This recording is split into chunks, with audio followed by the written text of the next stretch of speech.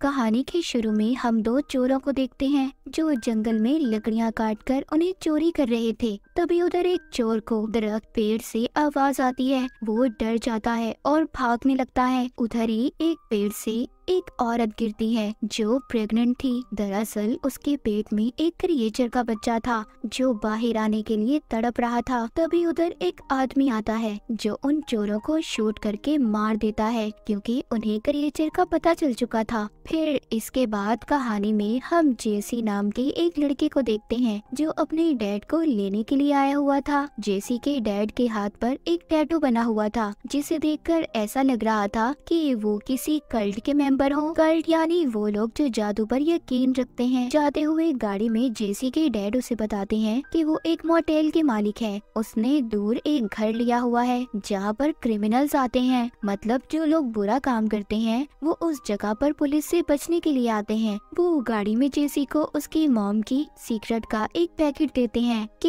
ये तुम्हारी मॉम की आखिरी निशानी है और यही वजह थी कि तुम्हारी माँ की जल्दी मौत हो गई। हम देखते हैं कि उनकी गाड़ी के पीछे एक बूढ़ा आदमी बैठा था जो एक क्रिमिनल था और पुलिस से बचकर बॉर्डर को पार करना चाहता था। जेसी के डैड दोनों को अपने मोटेल में ले आए थे। वो जेसी के साथ खाना खाते हुए कहते हैं कि ये जगह शहर से बहुत दूर है, यहाँ पर हमारे डेबिट क्रेडिट कार्ड्स कुछ काम के नहीं है और यहाँ पर अक्सर खाने की भी तंगी हो जाती है। जो बूढ़ा आदमी इनके साथ आया हुआ था वो जेसी के डैड से कहता है कि मुझे कमरा दिखा दे, मैं आराम करना चाहता हूँ। दरअसल इसे एक लड़की एंजली ने भेजा था जो जेसी के डैड के साथ मिलकर काम किया करती थी। इस काम के जेसी के डैड उसे पैसे दिया करते थे। मोटेल में बूढ़ा आदमी जेसी के डैड से अपने कमरे में जाने का कहता है और ये भी कहता है कि अगर उसे रहने का कमरा न दिया गया तो वो अपने पैसे वापस ले लेगा। मगर जेसी के डैड कहते हैं थोड़ा इंतजार करो। फिर ये दोनों को मोटेल के बेसमेंट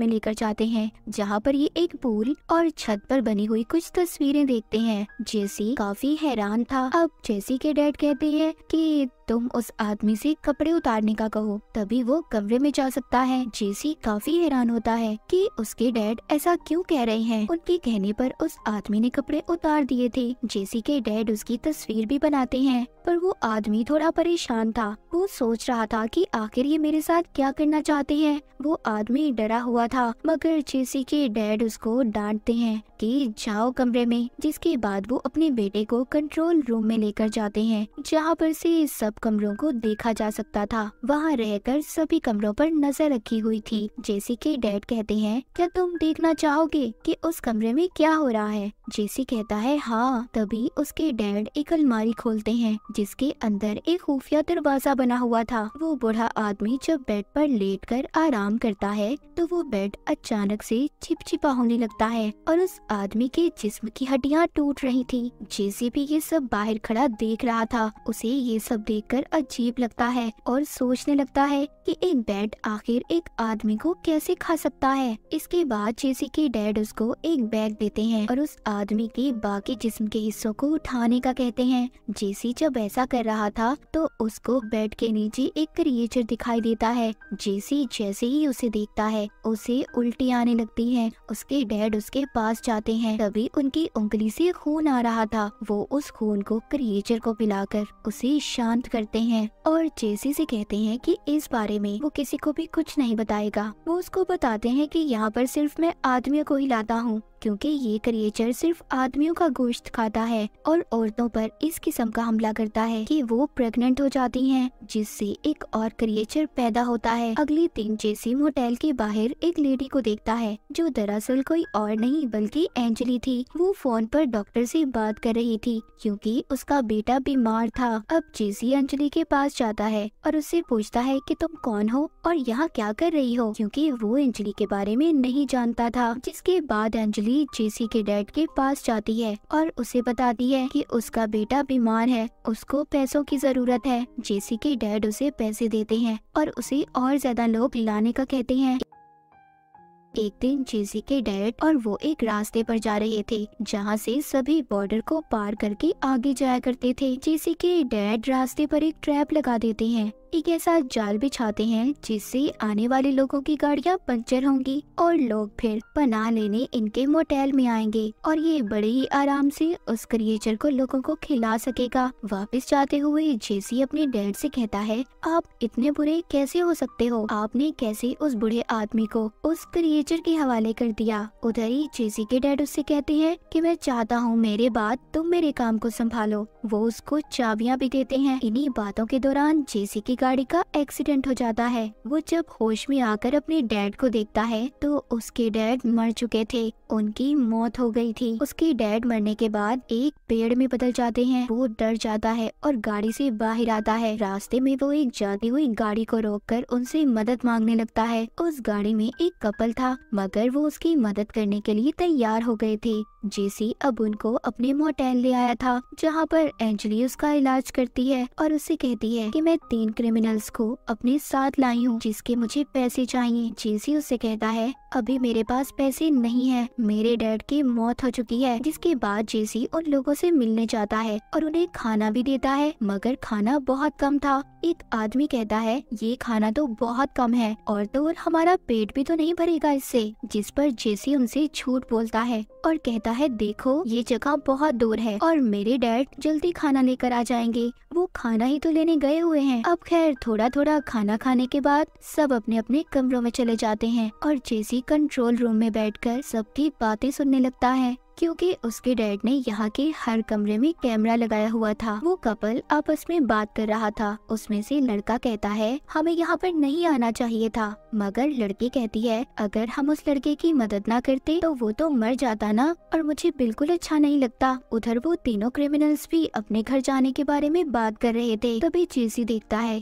कि एंजली उस क्रिएचर के कमरे को चाकू से खोलने की कोशिश कर रही थी। फौरन से जेसी उसके पास जाता है और उसे वो कमरा खोलने से मना करता है। एंजली कहती है, मैं जानती हूँ तुम्हारे डैड ने पैसे इसी कमरे में छुपाए हुए हैं। वो समझाता है, कहता है, देखो बात समझने की कोशिश करो, उस कमरे में कोई पैसे नहीं है। मगर वो नहीं सुनती और दरवाजा खोल देती है और जाते ही उसमें पैसों को ढूंढने लगती है लेकिन उसे कुछ भी नहीं मिलता।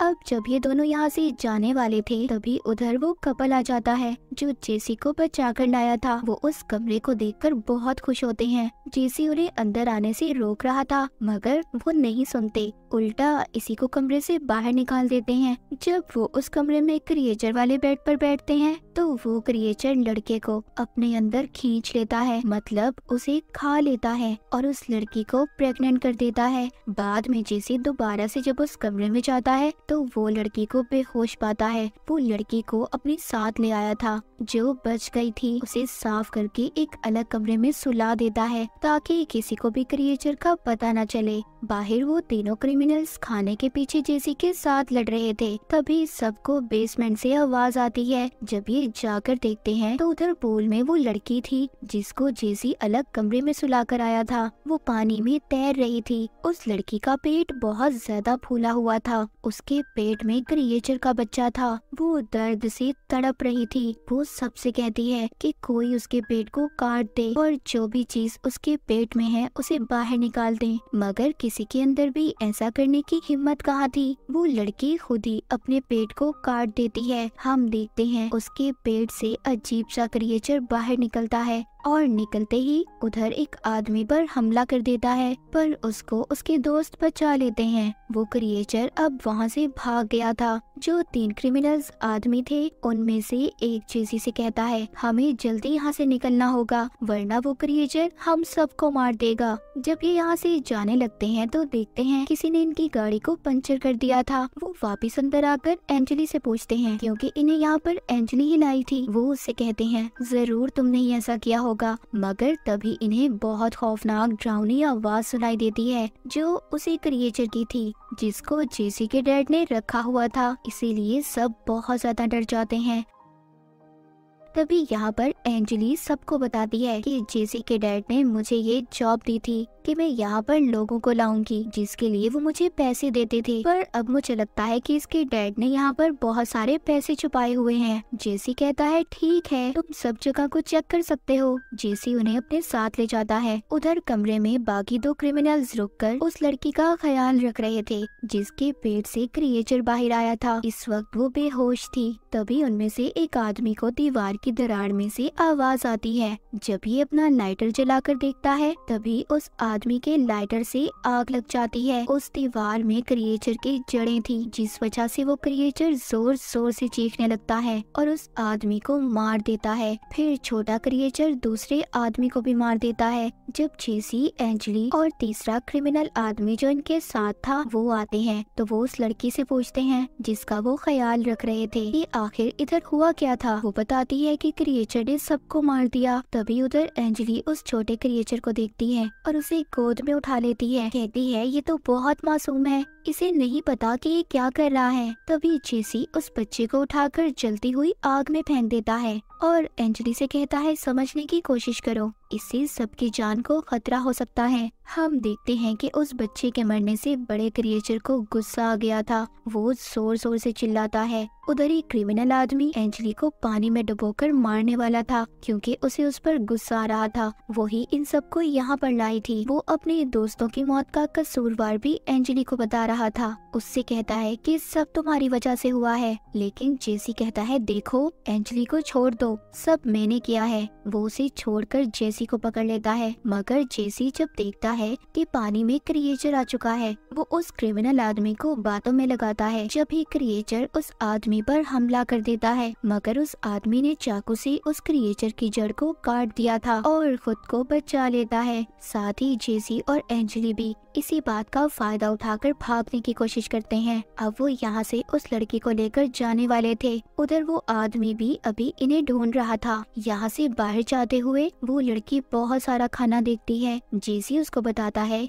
कि ये तो हमने मुश्किल वक्त के लिए रखा हुआ था। तभी उधर क्रिमिनल आ जाता है। इस बार जेसी उसको क्रिएचर के कमरे में ले गया था और बेड पर फेंक देता है, मगर उस आदमी को समझ नहीं आती कि आखिर जेसी उसके साथ करना क्या चाहता था। वो जेसी पर हंसने लगता है और फिर जेसी पर हमला करके उसका गला दबाने लगता है क्योंकि उसे लग रहा था कि जेसी की वजह से ही उसके दोस्तों की जान गई है। उधर ही एंजली भी आ गई थी और उस पर चाकू से हमला कर देती है, जिससे वो बेड पर गिर जाता है। बेड पर गिरते ही क्रिएचर आ गया था जो उसको खींचकर खा जाता है। अब जेसी और एंजली बाहर आ गए थे और गाड़ी को स्टार्ट करके उसके गर्म होने का इंतजार करते हैं। जेसी अंदर जाकर अपना सामान लेने जाता है। वो अब उसी क्रिएचर को देखता है जो अजीब एक पेड़ की तरह दिख रहा था। वो क्रिएचर जेसी पर हमला करने वाला था, मगर उसकी जड़ें वहीं पर फंसी हुई थी। जिसके बाद जेसी ये फैसला करता है कि ये इसको खत्म कर देगा ताकि आइंदा ये क्रिएचर किसी को नुकसान न पहुंचाए। जैसे ही ये बेड वाले कमरे में जाता है, उधर एंजली बैठी थी जो बैठकर रो रही थी क्योंकि उसका बेटा मर चुका था, मगर जेसी उस बेड को आग लगा देता है। अब जब ये यहाँ से जाने वाले थे तभी एंजली को अपने पेट में कुछ महसूस हो रहा था क्योंकि जब ये उस बेड पर बैठी थी तो क्रिएचर ने इस पर भी हमला करके इसे प्रेग्नेंट कर दिया था। एंजली दूर जाकर अपने पेट को काट कर उस क्रिएचर के बच्चे को बाहर निकाल देती है। जेसी जब उस बच्चे को मारने लगता है तो एंजली उसको मना करती है। वो बच्चा भी वहाँ से भाग गया था। वो लड़की जो जेसी के साथ थी वो अकेले गाड़ी लेकर भागने की कोशिश कर रही थी। तभी गाड़ी रुक जाती है। हम देखते हैं कि उसके जिस्म से जड़ें बाहर आ रही थी। वो लड़की भी मर जाती है। उधर एंजली भी मर जाती है। जेसी उसे पकड़कर बहुत रोता है। जब ये इस जगह से जा रहा था तभी ये एक पेड़ में अपने डैड की शक्ल देखता है। इसे ऐसा लग रहा था कि जैसे इसके डैड की लाश इसमें हो। वो उनसे सॉरी कहता है सॉरी डैड कि मेरी वजह से आपकी मौत हो गई। जाते हुए वो अपनी मॉम के ख्यालों को भी देख रहा था और चला जाता है। हमने कहानी के शुरू में देखा था कि क्रिएचर जिसको भी मारता था उसको पेड़ दरख्त में बदल देता था। और जो औरत शुरू में मरी थी वो जेसी की मॉम थी, और जिस आदमी ने चोरों को मारा था वो जेसी के डैड थे। और उस क्रिएचर को अपना बेटा मानकर उसे अपने साथ मोटेल में रख लिया था, ताकि जो भी इनके मोटेल में आए वो उस क्रिएचर को खिलाकर उसका पेट भर सके। मगर इस बात को कोई भी नहीं जानता था कि ये क्रिएचर आखिर आया कहाँ से था। और इसी के साथ ये मूवी यहीं पर खत्म हो जाती है।